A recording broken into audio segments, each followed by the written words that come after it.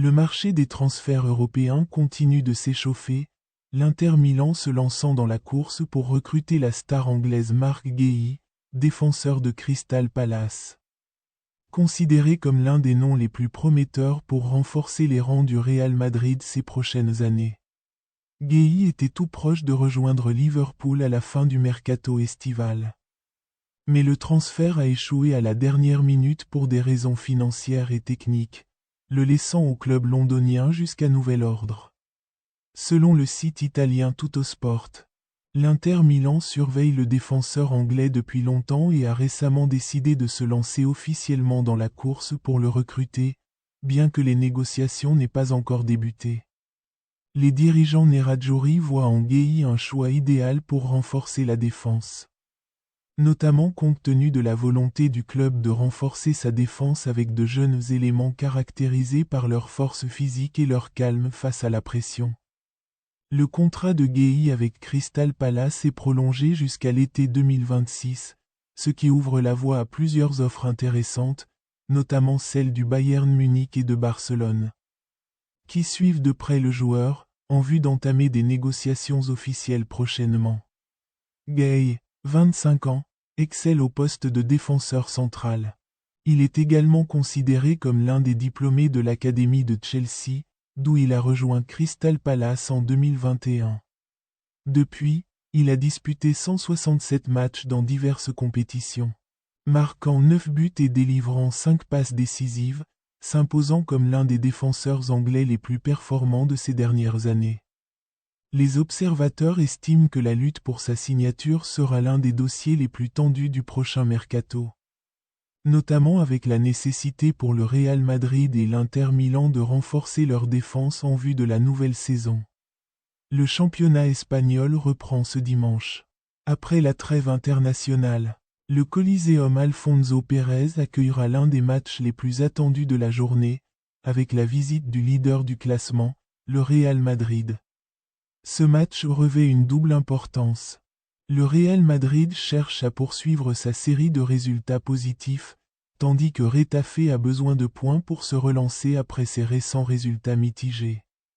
L'ancien joueur Miguel Torres a déclaré à propos du Real: « L'équipe n'a pas bénéficié d'une préparation complète avant le début de la saison, et pourtant, elle a remporté des victoires. Le chemin est encore long et nécessite davantage de construction et de constance. » Il a ajouté. Kylian Mbappé est devenu un joueur important de l'effectif du Real Madrid après le départ de Cristiano. Il joue désormais un rôle de leader et de meneur offensif, ce qui est différent des périodes précédentes. Concernant Bellingham, Good a déclaré: « Bellingham devrait être utilisé comme meneur de jeu, derrière Kylian Mbappé. » Les départs de Toni Kroos et de Luka Modric ont affecté la créativité au milieu de terrain, et Bellingham est le plus à même de combler ce vide et de créer du jeu en profondeur. Je propose une formation incluant Bellingham, aux côtés de Tchouaméni, comme pivot, la première ligue anglaise mettant en avant le nouveau Kroos, capable de faire la différence. Avant d'aborder le sujet concernant Achraf Hakimi, commençons par l'exploit historique de l'équipe de jeunes marocaine, qui a éliminé la France des demi-finales de la Coupe du Monde des moins de 20 ans au tir au but, lors d'une victoire que la presse française a qualifiée de dure et choquante. Les journaux français car M6 Sport, Le Parisien et l'Équipe ont convenu que la défaite était douloureuse et humiliante.